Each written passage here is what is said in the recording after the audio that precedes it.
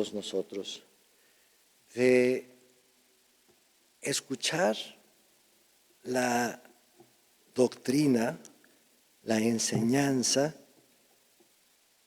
de los que están encargados de enseñar esa doctrina, pero no necesariamente seguir el ejemplo. Entonces son dos cosas, el testimonio de vida y la doctrina, la enseñanza. Nos dice Jesús que debe de ser, obviamente, todo debe de ser congruente. Debemos de vivir lo que predicamos. Debemos de hacer vida lo que profesamos. Debe de ser congruente. Pero en realidad no siempre es así. Hay ocasiones en que hay disparidad de lo que practicamos o lo que algunos practican y lo que dicen o enseñan. Entonces, nosotros estamos llamados a seguir la doctrina de Cristo, las enseñanzas de Jesús, a través de la palabra de Dios y a través también de la doctrina de la Santa Madre Iglesia. Por eso es la Biblia, el magisterio de la Iglesia y la tradición apostólica. Son los tres pilares que sostienen y deben de ser nuestra guía en nuestra vida de fe. No el testimonio, la popularidad, el carisma de alguien o de alguno. Hay muchos ejemplos, no sé si ustedes habrán sabido de alguno o escuchado de unos, de personas carismáticas que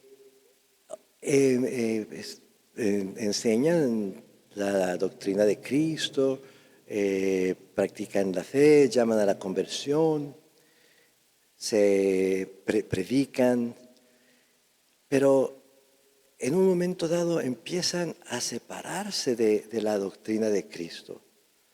Empiezan a enseñar cosas que no están de acuerdo o no están en sincronía con la enseñanza de la Iglesia que Cristo fundó o con la tradición apostólica.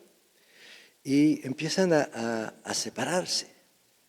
Decir que el Espíritu Santo les habló y les dijo esto, que Dios les hizo esta revelación, que la Virgen se les apareció. Y eso ahora es muy, muy prevalente, sobre todo por los medios de comunicación social, el YouTube, el TikTok, el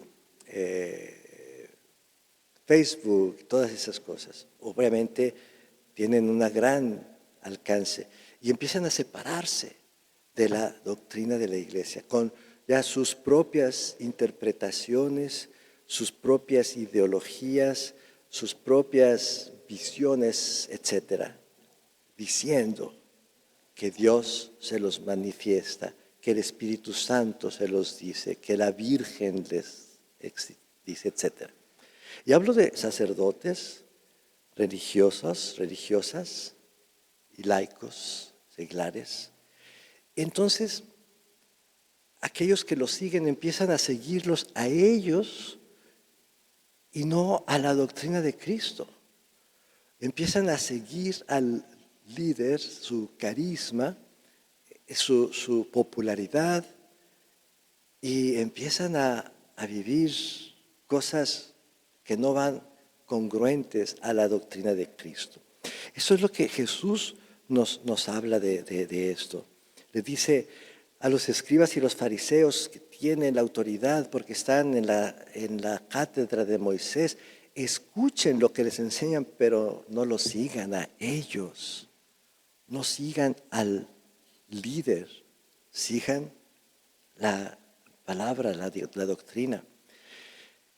Tal vez entonces en esta, y obviamente siempre todos estamos llamados a ser congruentes, a vivir lo que predicamos, a hacerlo vida. Aparte de esto también están los escándalos y las cosas inapropiadas que también se dan, ¿no? Pues eso es más obvio, nadie sigue a ellos, ¿verdad? Pero estos sí lo siguen. Entonces, tal vez en la Cuaresma podamos también nosotros reflexionar, porque ¿quiénes son los que siguen el carisma del líder? ¿Quiénes son los que siguen al líder y dejan de poner sus ojos en la doctrina, en la enseñanza, en la tradición de la iglesia apostólica? Los que no conocen la doctrina, los que no se dan tiempo de abrir el catecismo de la Iglesia Católica y estudiarlo, los que no se dan tiempo de leer la Sagrada Escritura y profundizar en ella, los que no se dan tiempo de conocer la historia de la Iglesia y el magisterio de la Iglesia. Entonces, por eso son presas fáciles que se los llevan estos líderes carismáticos. Y no hablo de la renovación carismática, estoy hablando de los carismas que todos tenemos, de los dones, etc.